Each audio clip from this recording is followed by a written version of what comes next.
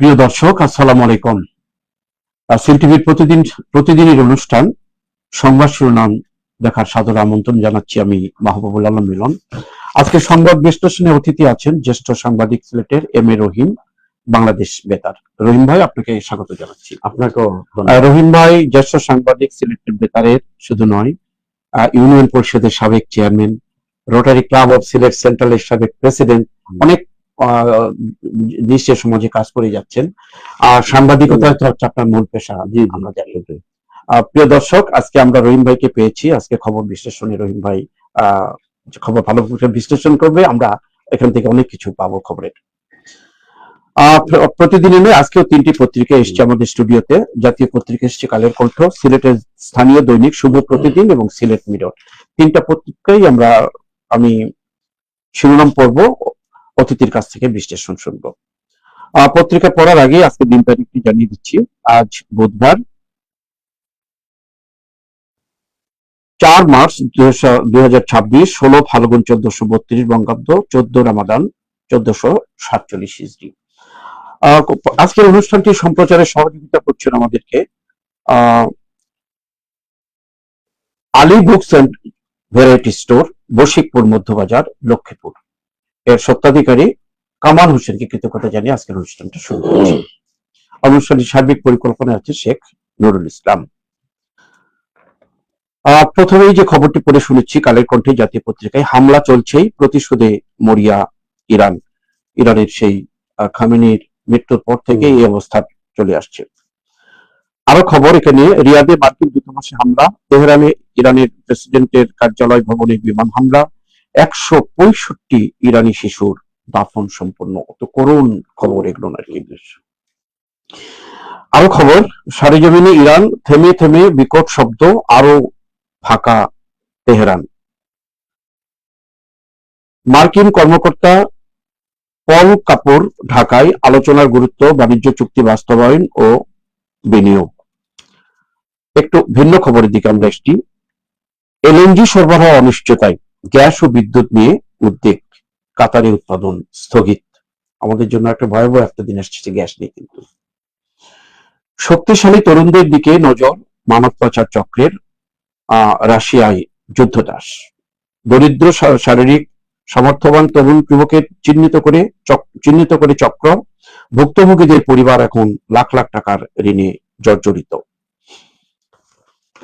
আরো একটি ভিন্ন ধরনের খবর, সরকার ও দলের কার্যক্রম সমন্বয়ে গুলশান কার্যালয়ে অফিস করবেন প্রধানমন্ত্রী। আর একটি ব্যতিক্রমধর্মী খবর আসছে। ব্যতিক্রম এরকম হয় সবসময়, তারপরে এটা খবর তো খবরই। দুদক চেয়ারম্যান ও 2 কমিশনের পদত্যাগ। অর্থাৎ সরকার বদলেই যে পরিবর্তনগুলো তারা নিজেরাই পদত্যাগ করেছে। মঞ্চের কমিশন জিজ্ঞাসা করেছে মিডিয়াতে যে কমিশন আসবে নতুন, আর কিছু বলেন না, নতুন কমিশন আসবে। সংকটেও বড় ঘাটতি, বাজেটের পথে সরকার। অভিমত, বাজেট অর্থায়ন খুবই চ্যালেঞ্জিং হতে পারে। রাজস্ব আয়ে স্থবিরতা, IMF এর চাপ, ঘাটতি অর্থায়ন হতে পারে 2,60,000 কোটি টাকা।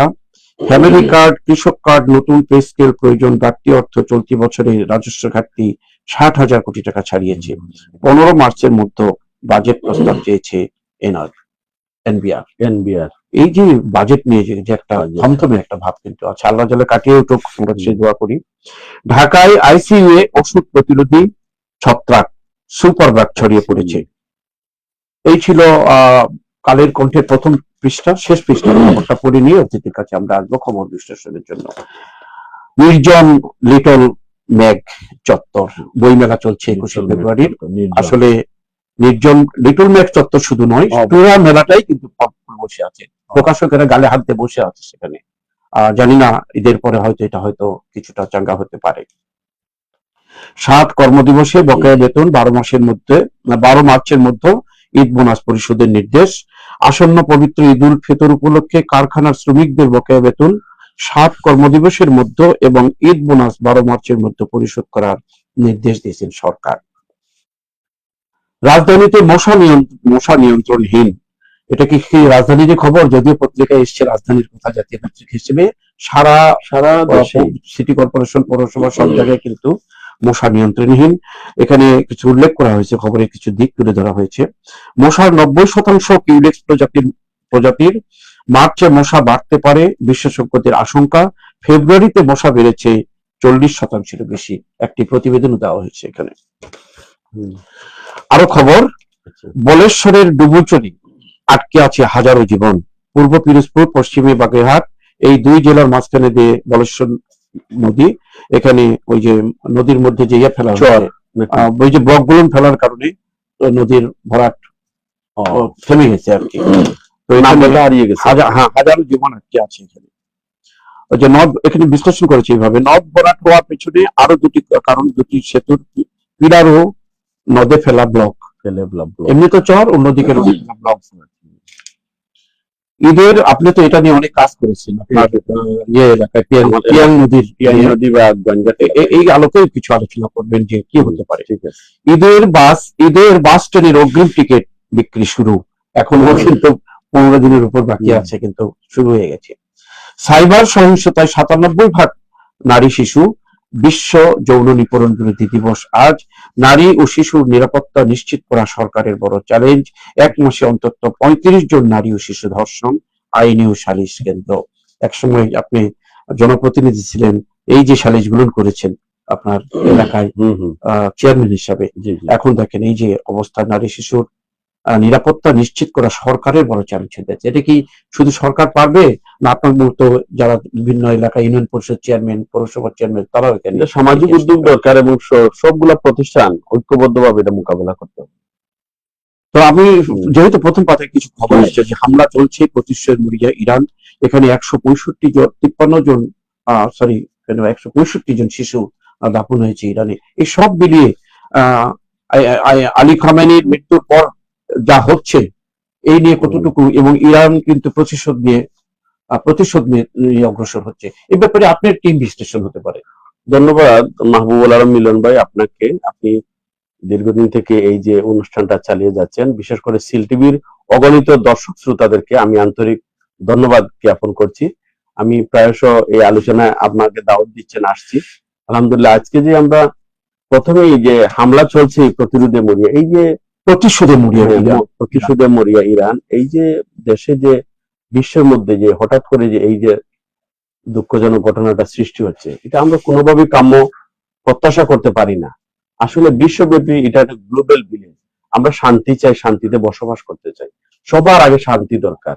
এই যে দুঃখজনক ঘটনা, এই যে যুদ্ধ বিগ্রহ, এটা থেকে আমরা মুক্তি চাই। এটা বিশ্লেষণের আর কি আমরা কোনোভাবে এটা প্রত্যাশা করতে পারি। ইরান যে প্রতিশোধ মরিয়া হয়েছে, এই ব্যাপারে আপনার কি? আমি মনে করি তাদের সংযত হয়ে এটাকে আলোচনার মধ্য দিয়ে বিষয়গুলো সমাধানে যাওয়া উচিত। অন্যদিকে দেখেন, আমাদের বাংলাদেশটা বিশ্বায়নের মধ্যে, আমরা বিভিন্ন দেশে আমাদের প্রবাসী রেমিটেন্স যোদ্ধারা রয়েছেন, তারা বিশাল একটা টেনশনের মধ্যে আছেন, তারা অনিশ্চয়তার মধ্যে আছে এবং পার্শ্ববর্তী দেশগুলোর উপর আহত হচ্ছে, কিন্তু অনেকেই টেনশন উদ্বিগ্নতার মধ্যে আছেন। অনেক কোম্পানি কিন্তু তাদের চাকরি যায় অবস্থা। অন্যদিকে দেখেন, এই যে সবগুলা ফ্লাইট ক্যান্সেল করা হয়েছে, আরো 1 মাসের জন্য কিছু চালু হচ্ছে। অন্যদিকে 1 মাসের জন্য অনেকের ভিসার মেয়াদ নাকি বৃদ্ধি করা হয়েছে। সব মিলিয়ে আমরা এটাই চাই যে এটা থেকে আমরা আমরা সন্ত্রাস চাই না, আমরা যুদ্ধ চাই না, আমরা শান্তি চাই। বিশেষ করে এই যে 165 জন ইরানি শিশুর যে দাফন, কত বড় দুঃখজনক, মর্মস্পর্শী এই ঘটনা। এটা তো মাত্র কয়েকদিনই ঘটনা, এটা যদি যুদ্ধ চলেই যায়, এই যে প্রতিশোধে যদি মরিয়া হয়ে থাকে, তাহলে আরো কত শিশুর প্রাণ যাবে এখানে। আমরা বাংলাদেশ থেকে আমরা আহ্বান জানাই যে আমরা শান্তি চাই, সংশ্লিষ্ট সকলকে শান্তির দিকে আসা। এই ব্যাপারে জাতিসংঘের কি ভূমিকা থাকতে হবে? জাতিসংঘ তো সত্যিকার অর্থে ওরা তো নির্ভরশীল প্রতিষ্ঠান ছিল, কিন্তু তারা কি শুধু কাগজে বা আগামীতে বুঝতেছে না। জাতিসংঘ সময় উপযোগী উদ্যোগ নিয়ে এটা যে কোনো মূল্যে এটাকে সমাধানের দিকে বা শান্তি এবং শৃঙ্খলার দিকে এগিয়ে যাওয়ার। যার আগে দেখেন, আমি এটা তো যে বলছেন, হঠাৎ করে আমেরিকা কি করলো, ভেনিজুয়েলা থেকে প্রেসিডেন্টকে নিয়ে এসে ধরে নিয়ে আসলো। এটা কিন্তু শুরু হচ্ছে ওখান থেকে, কিন্তু আস্তে আস্তে আসে ইরানের উপরে হামলাটা হলো। কিন্তু এটাই, সেটা আমরা চাই যে এটা শান্তি চাই আমরা। আচ্ছা, এই যে একটা এলএনজি সরবরাহ অনিশ্চয়তা, গ্যাস ও বিদ্যুৎ নিয়ে উদ্যোগ, কাতারে উৎপাদন স্থগিত। আমরা কিন্তু নির্ভর করি কিন্তু বাইরে থেকে। আমাদের দেশটা বেশিরভাগ পণ্য আমদানি নির্ভরশীলতার মধ্যেই আমরা রয়েছি। এই যে এনএলজি সরবরাহ অনিশ্চয়তা। আজকাল তো বিদ্যুৎ বা গ্যাস এটা একটা অপরিহার্য, রাষ্ট্রের একটা অপরিহার্য অংশ হয়ে সাপ্লাই দাঁড়িয়েছে। পণ্য, কিন্তু এটা বারবার আমরা জাতি হিসাবে আমরা এই ধরনের যে সেবাটা, হ্যাঁ, মানে চাহিদা মাফিক পাচ্ছি না, এতে জনগণ বিভিন্নভাবে আমরা ক্ষতিগ্রস্ত হচ্ছি, জীবন এবং জীবিকা বাধাগ্রস্ত হচ্ছে।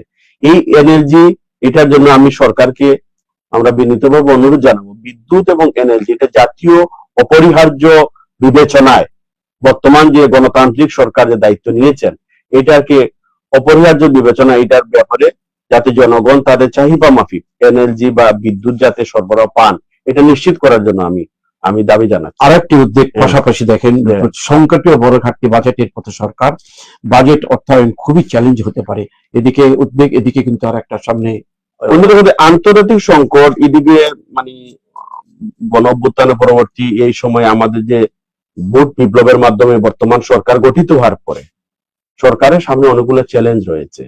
আর এবার ভোটের মাধ্যমে নিশ্চিত হয়েছে সরকার, এই জন্য জনগণের আশা আকাঙ্ক্ষা প্রত্যাশা ও প্রতিফলন করতে হবে।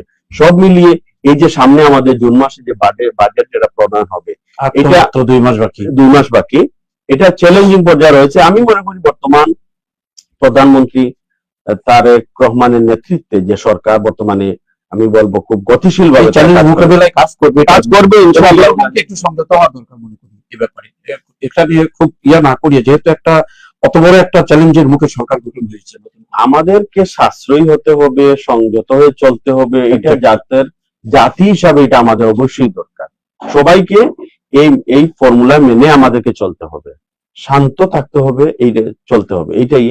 এবং শেষ পৃষ্ঠায় আরেকটি খবর, একটু এবার তো বাজেটে আমার গ্রামীণ আর্থসামাজিক উন্নয়নে বেশি অর্থ প্রবাহ আসবে বলে আমার কাছে। আপনি স্থানীয় সরকারে কাজ করেছেন চেয়ারম্যান হিসাবে, এই যে রাজধানীতে মশা নিয়ন্ত্রণহীন বলতেছেন, এবং সেখানে বলা হচ্ছে যে মশা শুধু বাড়ছেই, 40% ফেব্রুয়ারিতে বেড়েছে, আরো বাড়ার সম্ভাবনা আছে। এই ব্যাপারে আসলে বিষয়টা হচ্ছে কি, মশার থেকে তো মানব দেহে অনেক ধরনের রোগ সংক্রমিত হয়। সেই জন্য এই মশাটা আমরা আসলে কোনো একটা কাজ আমরা সুলওয়ানা সাকসেস ভাবে সিরিয়াসলি করি না, যেটাকে বলা হয় ইন্নামা আমালু বিন্নিয়াত। যে কোনো কাজ ধরলে এটাকে শেষ পর্যায়ে নিতে হবে।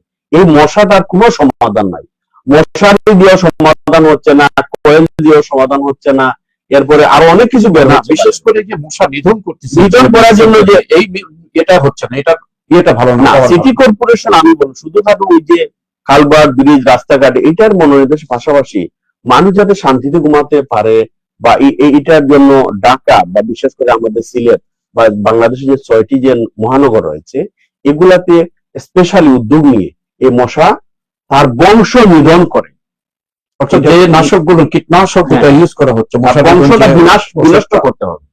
আর বিশেষ করে ওই যে আমাদের সমাজ ব্যবস্থায় এই যে ওপেন ড্রেন রয়েছে, ময়লা যত্রতত্র ফেলা, এটা থেকে আমাদের নাগরিককেও সচেতন হতে হবে।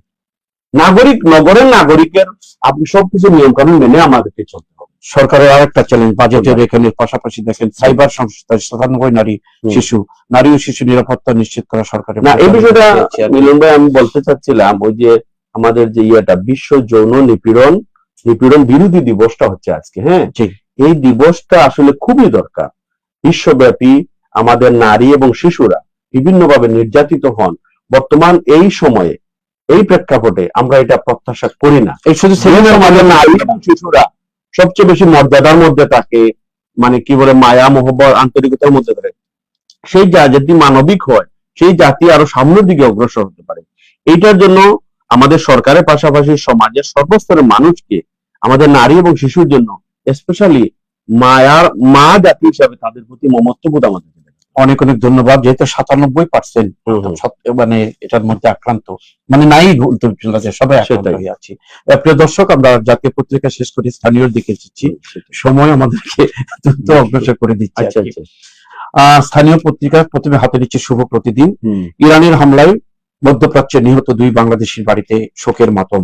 এই যে আপনি বললাম যে অন্যান্য দেশে হচ্ছে। সংযুক্ত আরব আমিরাতে নিহত সালেহের পরিবারের খোঁজ নিলেন মন্ত্রী আরিফ সাহেব। মধ্যপ্রাচ্য সংকটে প্রবাসীদের নিরাপত্তায় সর্বোচ্চ অগ্রাধিকার। আসুক আবার সিলেটের সিসিকের খবর। সিসিকের সব জনবান্ধব প্রকল্প অনুমোদন করবে সরকার। সিলেটের স্থানীয় সরকার প্রতিমন্ত্রী। জাতীয় সংসদের হুইপ হলেন জি.কে. গৌস। আমরা সিলেটের পক্ষ থেকে গতকাল খবরটা আমরা পেয়েছি, অভিনন্দন জানাই। ফিরেছে সাইফুর রহমানের নামে কবি নজরুল অডিটোরিয়াম। এই নামটা বারবারই কিন্তু পরিবর্তন হচ্ছে, এটা আমার মনে হয় একটা, আপনার কি এখন বক্তব্য হচ্ছে কি, আসলে নামটা বিশেষ করে সাইফুর রহমান সিলেটবাসীর জন্য যে উন্নয়ন করেছিলেন তার একটা প্রতিদান হিসাবে এই সিলেট অডিটোরিয়াম নামটা তৎকালীন বিএনপি গভর্নমেন্টের সময় ওনার নাম সংযোজন করা হয়েছিল। পরবর্তীতে কে বা কারা নামটা আবার বদলিয়ে ফেলেছেন। এখন অবশেষে তার মূল জায়গাতেই সাইফুর রহমান অডিটোরিয়াম নামটা আবার প্রতিস্থাপন হচ্ছে। গতকালকে স্থানীয় সরকার প্রতিমন্ত্রী উনি পরিদর্শন করে নান্দনিকভাবে সাজানো এবং অডিটোরিয়ামের একটা যুগ উপযোগী করার জন্য অনেক সংস্কার কাজ হবে এবং এই নামটা দৃশ্যমান করে এই সাইফুর রহমান নামটা আবার প্রতিস্থাপন হবে। এটা বর্তমান সময়ে বা সিলেটবাসী সাইফুর রহমানের প্রতি যে ওনার যে শ্রদ্ধা, এটা একটা নিদর্শন হিসাবে নামটা রাখা। আসলে এই নামগুলো এইভাবে যেটা বারবার যতটুকু বদলানি আমি করি না, কিন্তু এটা আগে নাম ছিল বিদায়টা করা হচ্ছে। রমজানের পরে ভেঙে ফেলা হবে সিলেট ওভারসিজ সেন্টার। না, ওভারসিজ সেন্টারটা আসলে কি, এটা ব্যবহার অনুপযোগী অনেক আগেই এটাকে ঘোষণা করা হয়েছিল।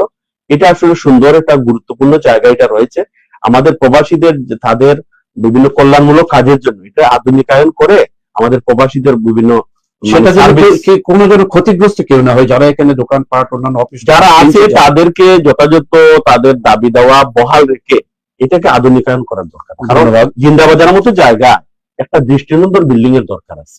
আমাদের সিলেটের মন্ত্রী, দুইজনের মধ্যে একজন মন্ত্রী, যেহেতু প্রবাসী কল্যাণ মন্ত্রী, শ্রমমন্ত্রী, সংযুক্ত আরব আমিরাতে নিহত সালের পরিবারের খোঁজলানির মন্ত্রী সেই দায়িত্ব পালন করেন। মন্ত্রী মহোদয় জনাব আরিফুল হক চৌধুরী আমাদের সিলেট সাইডেরই, আমরা জনগণ ব্যাপক ভোট দিয়ে ওনাকে নির্বাচিত করেছি। অবশেষে আমাদের ভাগ্য বা মর্যাদাপূর্ণ আসন হিসাবে উনিও একটা ফুল মন্ত্রী হয়েছেন, প্রবাসী কল্যাণ এবং শ্রম এবং কর্মসংস্থান মন্ত্রণালয়ের দায়িত্ব পেয়েছেন এবং উনিও একজন তড়িৎকর্মা লোক, দায়িত্বশীল কর্মী লোক।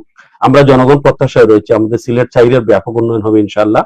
বিশেষ করে আমাদের রাস্তাঘাট, স্কুল, এরপরে বিশেষ করে ইদানিং খাল খননের উদ্যোগ নেওয়া হচ্ছে।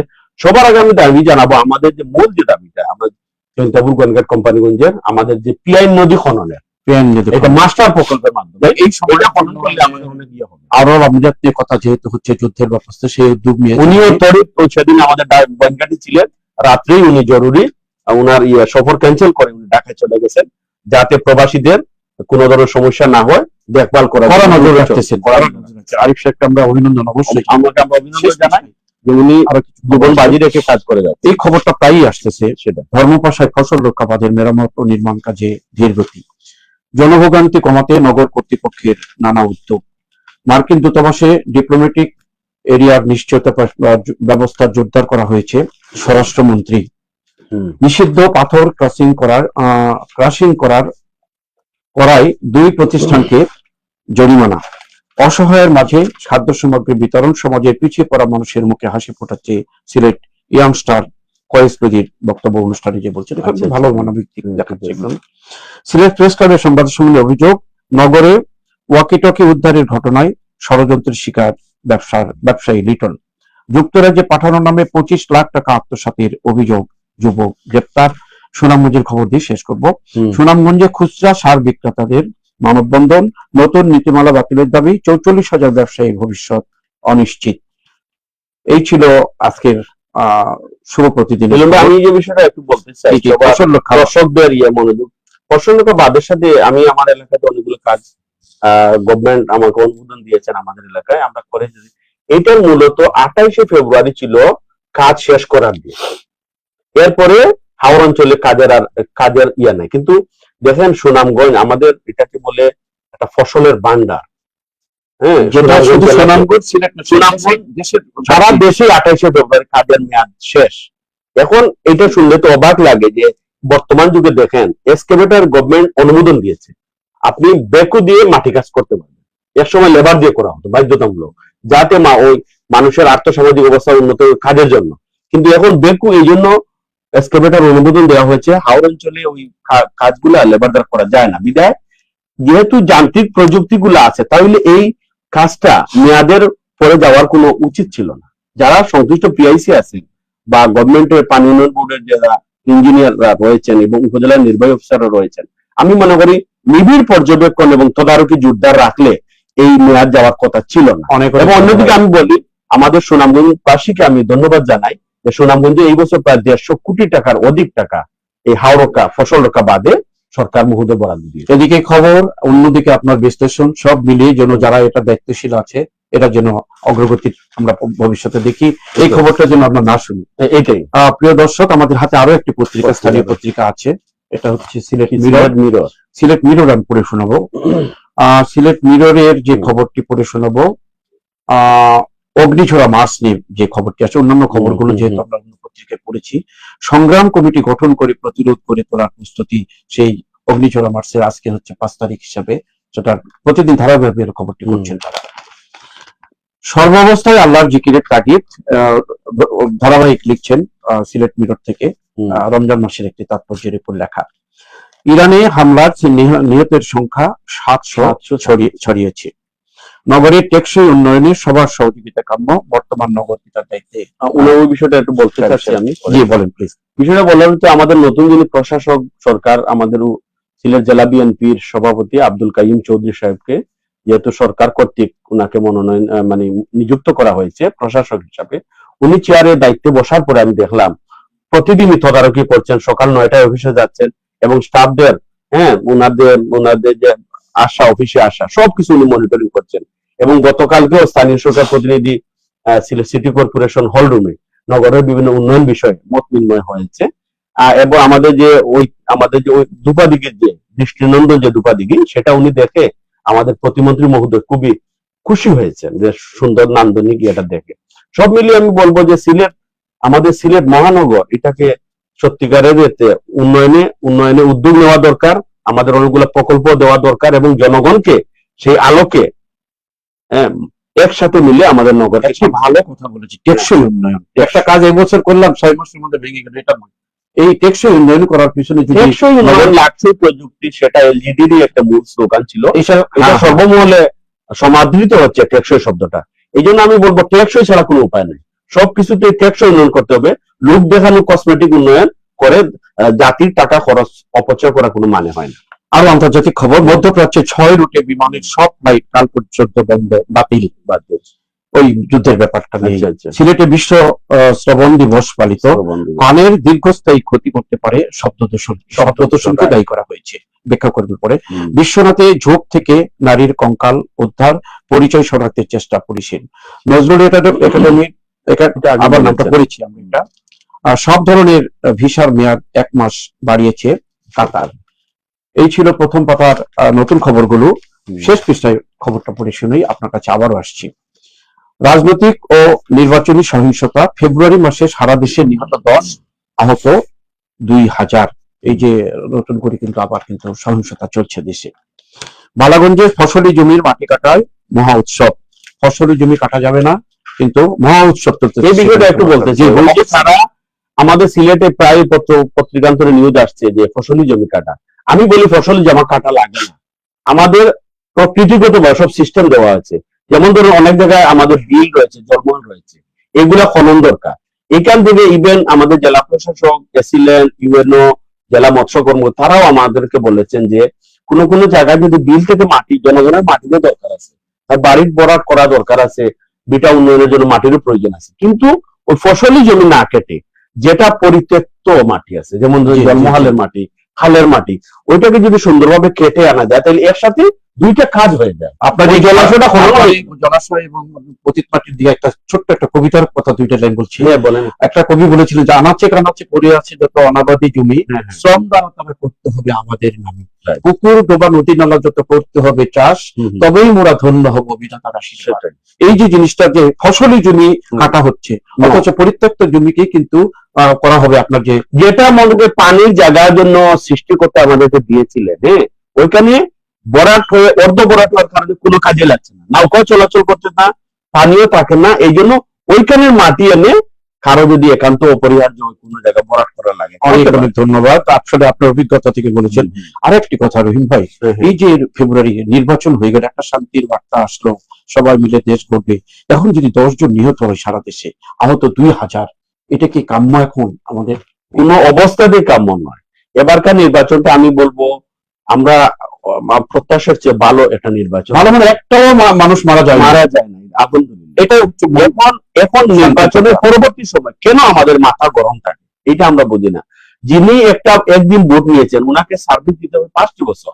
আমরা দেখি এই সরকার, আমাদের এমপি মন্ত্রী মহোদয়রা কিভাবে দেশ চালান, আমরা একটু দেখি, অপেক্ষা করি।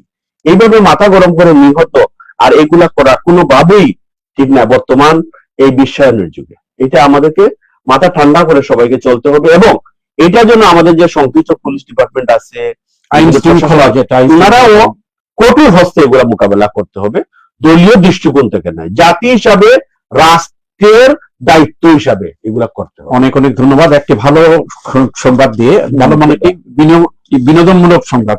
চা বাগানে ফাগুয়া উৎসব, এই চা বাগানে যে এই চা শ্রমিকদের যে তাদের নৃত্য পরিবেশন করছে এবং তাদের মধ্যে যে একটা আনন্দ উৎসব তারা করতে পারছে চা বাগানে, এই খবরটা পরিবেশন করে আজকে অনুষ্ঠান শেষ। এ ব্যাপারে কিছু বলা? বসন্তকাল এখানে আমাদের যে ষড় ঋতুর মধ্যে সবচেয়ে এখানে চা বাগানে তারা এই উৎসব, চা বাগানে চা শ্রমিকরা বিভিন্ন উৎসব এগুলো পালন করেন। এটা ফাল্গুন মাসে অনুষ্ঠিত হচ্ছে বলে কোমরগঞ্জ এলাকায় হয়েছে ফাল্গুন মাসের উৎসব। এটার আনন্দ উৎসব করছেন, এবং এখানে তো প্রকৃতিও নতুন রূপে সজ্জিত হয়। এইভাবে তারা এটা আনন্দ করছেন, এটা আমরা তাদেরকে ধন্যবাদ জানাই।